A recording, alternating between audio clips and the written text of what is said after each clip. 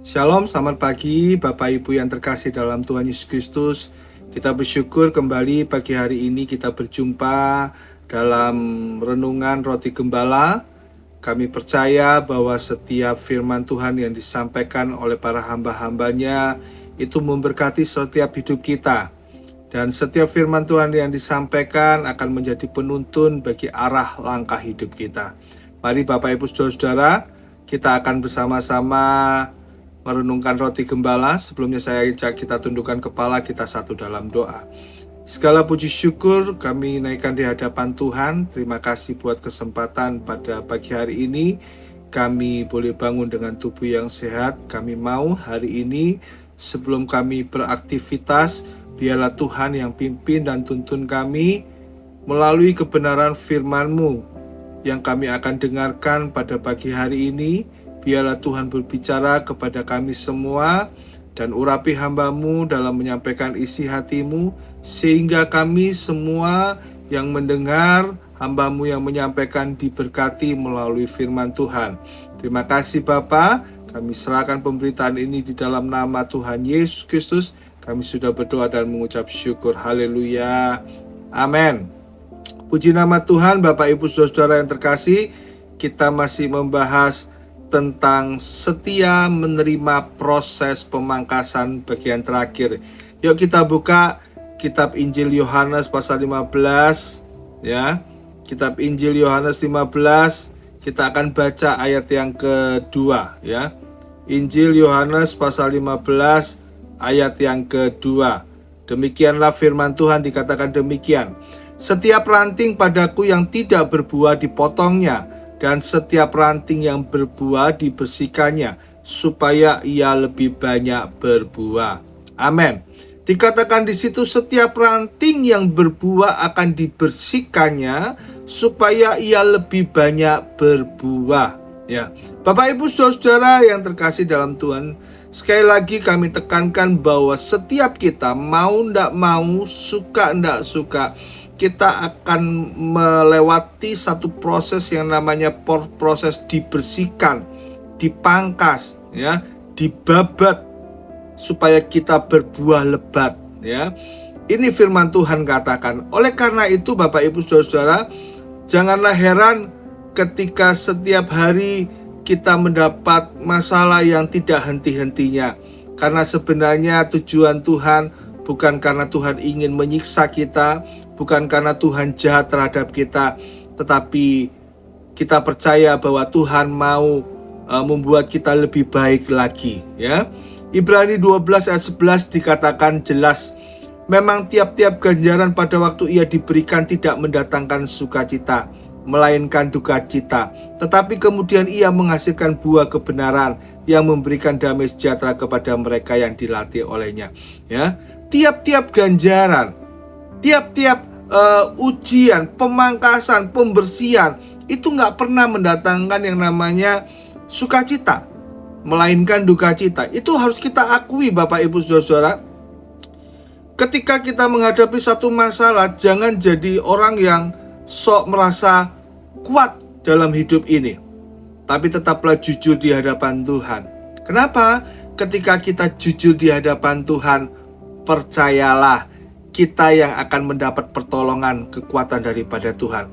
Kalau kita jujur di hadapan Tuhan, kita akan tahu, sadar bahwa diri kita ini gak mampu, tidak berdaya tanpa Tuhan, sehingga kita mengambil keputusan untuk dekat dengan Tuhan. Sebagai pribadi yang memegang tangan kita, sebagai pribadi yang kita percayai, Dia memampukan kita melewati segala sesuatu. Oleh karena itu Bapak Ibu Saudara, memang setiap kita akan melewati yang namanya proses pemangkasan atau proses pembersihan itu. Nah, oleh karena itu Bapak Ibu Saudara, ada 3 pikiran utama yang akan kita bahas di sini. Yang pertama, Tuhan memangkas karena Tuhan memangkas orang yang sudah menghasilkan buah, ya. Bukan orang yang tidak berbuah, ya, apalagi yang tidak mau berbuah. Bapak Ibu Saudara, orang yang tidak mau berbuah, ya, orang itu jelas di ayat yang ke kalimat pertama di pasal ayat yang kedua, Ya, Yohanes 15 ayat 2. Setiap ranting yang nggak berbuah itu dipotong, ya, dipotong, ya, di-cut. Itu yang nggak berbuah, ya, yang nggak mau berbuah dipotong, di-cut. Itu firman Tuhan jelas katakan. Tetapi setiap ranting yang berbuah dibersihkannya, ya, dibersihkannya. Jadi Bapak Ibu, pikiran utama, pikiran pokok yang pertama yang harus kita paham, Tuhan akan memangkas orang-orang yang sudah berbuah, ya. Tetapi Tuhan ingin dia tetap dibersihkannya, ya, dibersihkan. Bukan ranting yang gagal, bukan ranting yang mati, bukan ranting yang tidak produktif, ya, yang tidak pernah menghasilkan buah, melainkan ranting yang sudah berbuah. Orang yang demikian itu akan dipotong. Makanya Bapak Ibu Saudara, seringkali kita sudah merasa sungguh-sungguh di dalam Tuhan. Kita sudah mengambil keputusan untuk lebih baik lagi hidup rohani kita. Kok nggak berhenti ya masalahnya? Kok masalahnya masih terus berlanjut? Kadang satu masalah sudah mulai ada titik terang, muncul masalah berikutnya. Bapak Ibu Saudara, bukan Tuhan jahat. Berarti itu sudah proses yang benar, bahwa Tuhan akan terus membersihkan mereka yang sudah berbuah. Ranting yang berbuah itu akan tetap dibersihkannya, ya. Jadi poin pertama yang harus kita paham dari tema ini, Tuhan itu memangkas orang yang sudah berbuah. Jadi janganlah jadi orang yang patah ketika kita sudah sungguh-sungguh, kok proses itu masih terus terjadi. Pembersihan itu masih terus terjadi. Pemangkasan itu masih terus terjadi. Berarti Tuhan punya rencana bahwa kita akan dibuat semakin mulia. Itu yang pertama. Tuhan pangkas orang yang sudah berbuah. Yang kedua yang sudah kita lihat minggu lalu, pemangkasan Tuhan memang menyakitkan, tetapi pasti menghasilkan, ya. Ada satu tujuan, ya, dari setiap pemangkasan, setiap pembersihan yang dilakukan Tuhan atas setiap hidup anak-anaknya, bukan tanpa tujuan. Semuanya punya maksud dan tujuan. Dan yang pasti, segala apa yang dilakukan Tuhan untuk membersihkan hidup kita pasti akan menghasilkan, ya, akan menghasilkan. Sama ketika proses Tuhan itu terjadi dalam hidup kita, kegagalan, penolakan, ya, kita mengalami kehilangan, ya, teguran, disiplin dan segala macam, ya. Apapun yang kita hadapi dari proses pemangkasan itu, percayalah bahwa suatu saat apa yang Tuhan pangkas itu akan menghasilkan buah, ya. Kita tahu banyak kisah dalam Alkitab. Daud, dia sudah diurapi jadi raja, ya, oleh Nabi Samuel, tetapi tidak serta-merta menjadi raja, ya. Dia harus melewati satu masa di mana masa yang tidak baik, ya. Dia harus menjadi seorang pelarian yang dikejar-kejar oleh Saul, yang hendak dibunuh oleh Saul, ya. Dia harus mengalami satu peristiwa di mana para pengikutnya memberontak, ya. Dan itu sesuatu hal yang tidak gampang dan menyakitkan bagi Daud. Tetapi kita melihat hasil dari apa yang Tuhan bersihkan, lakukan dalam diri Daud, membuat Daud menjadi raja yang diperkenan oleh Tuhan, ya. Menjadi raja yang berkenan di hadapan Tuhan. Itu Daud, ya.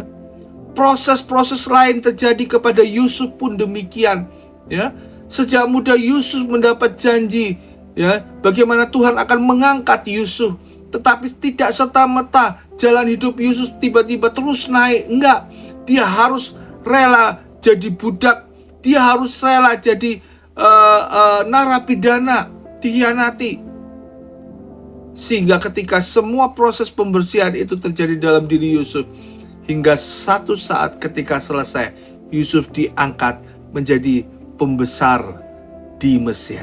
Bapak Ibu Saudara, proses yang menyakitkan Tuhan izinkan terjadi untuk membentuk karakter kita, untuk membentuk hidup kita dulu, untuk siap dipakai menjadi saluran berkat bagi orang lain. Tapi kita dulu dibentuk, diproses, ya.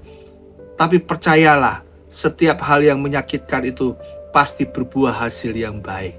Dan yang kita lihat yang ketiga hari ini bersama-sama, poin yang ketiga, bahwa tujuan pemangkasan tidak lain supaya kita berbuah lebih lebat. Yohanes 15 ayat 2 tadi jelas dikatakan, setiap ranting yang berbuah dibersihkannya supaya ia lebih banyak berbuah. Tujuan Tuhan kenapa kita harus dibersihkan, ya? Kenapa kita harus dipangkas, ya?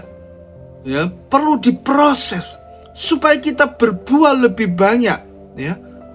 Tuhan mau nilai hidup kita, kualitas hidup kita bertambah, tidak sama, tidak stagnan, tidak berhenti. Tuhan mau kita semakin hari semakin mulia, ya, dan nama Tuhan dipermuliakan dari hidup kita. Bapak Ibu, proses pembuatan kaca, ya, kaca itu tidak langsung bersih, dia harus digosok, ya, dia harus dipoles sedemikian rupa sampai akhirnya kaca itu mulai memantulkan bayangan. Tapi ketika kaca itu masih memantulkan bayangan, itu akan diproses terus, dibersihkan sampai akhirnya bayangan itu semakin jelas.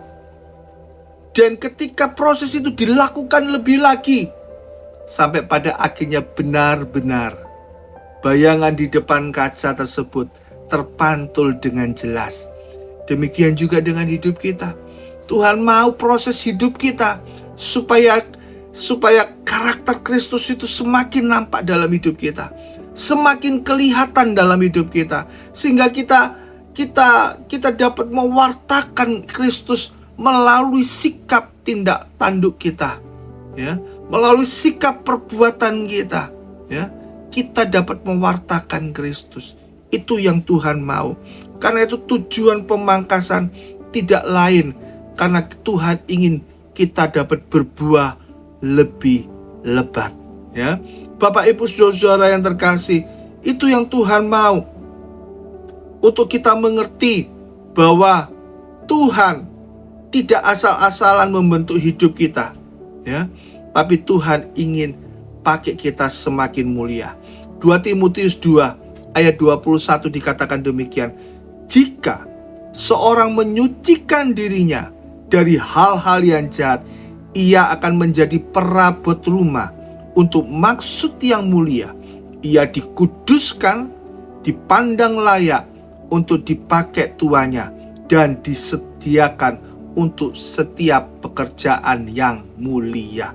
Bapak Ibu Saudara yang terkasih dalam Tuhan, ya, Tuhan pakai kita, ya, Tuhan pakai hidup kita supaya kita mendapatkan pekerjaan, kita menjadi perabot yang lebih mulia di pandangan Tuhan, ya, lebih indah di pandangan Tuhan. Itu yang Tuhan mau lakukan supaya kita dipandang layak, dipakai oleh Tuhan kita untuk menjadi pekerjaan yang mulia, tetapi harus tetap melewati yang namanya proses pembersihan. Itulah hasil nilai kita akan berbuah lebih lebat bagi kerajaan Tuhan. Bapak Ibu Saudara yang terkasih dalam Tuhan, perajin emas itu, dia akan mengolah emasnya. Kalau dia ingin membuat emasnya yang dia miliki itu semakin memiliki nilai jual yang lebih tinggi, maka tidaklah mungkin lepas dari yang namanya perapian. Kalau perajin emas itu ingin membuat emasnya semakin mulia, emas itu harus dibawa ke perapian, emas itu harus dilebur, emas itu harus dibakar, ya, sampai emas itu meleleh. Dan ketika emas itu meleleh, nggak kemudian tiba-tiba disiram air yang sejuk, enggak. Emas itu akan dihilangkan buih demi buihnya, ya. Demi buih itu akan diangkat dari emas itu, ya. Sang perajin nggak pernah meninggalkan emas itu sendirian. Dia selalu ada di situ. Matanya selalu menatap emas yang sudah mencair itu. Dia siap untuk membersihkan. Setiap keluar kotoran dibersihkan. Setiap keluar kotoran dibersihkan. Kapan perajin emas itu berhenti membersihkan emas tersebut? Ketika dia mulai melihat bayangan dirinya dalam diri emas yang mencair itu. Semakin dia melihat dengan jelas, semakin dia yakin emas itu sudah semakin murni. Hingga sampai saatnya dia selesai. Ya, ketika dia dapat melihat dirinya dalam diri emas tersebut, dia akan selesaikan prosesnya. Dia akan dinginkan emasnya. Ya, dia akan matikan apinya dan dia akan dinginkan emasnya sehingga emasnya kembali mengeras dan dia semakin murni. Kadarnya semakin meningkat, nilai jualnya semakin tinggi. Kenapa? Emas itu dimurnikan. Bapak, Ibu, Saudara, izinkan Tuhan untuk membersihkan hidup kita supaya kita semakin indah, nilai kita semakin meningkat, kita berbuah lebih banyak untuk kemuliaan nama Tuhan. Saya percaya kalau Tuhan masih izinkan kita ada sampai hari ini, karena Tuhan ingin membuat kita semakin banyak berbuah lebat. Tuhan Yesus memberkati. Saya ajak kita tundukkan kepala, kita satu dalam doa. Segala puji syukur, terima kasih buat kesempatan hari ini. Kami sudah mendengar firman-Mu. Biarlah Tuhan pimpin kami dan tuntun kami semuanya untuk kami dapat menjalani hari-hari hidup kami walaupun harus melewati proses. Biarlah Tuhan izinkan kami, kuatkan kami melewati proses yang ada Tuhan. Terima kasih Bapa, terima kasih buat kebaikan Tuhan. Pimpin kami sepanjang hari ini, Tuhan pimpin dan tuntun kami. Dalam nama Tuhan Yesus, kami serahkan hidup kami sepanjang hari ini dalam tangan Tuhan. Haleluya. Amin.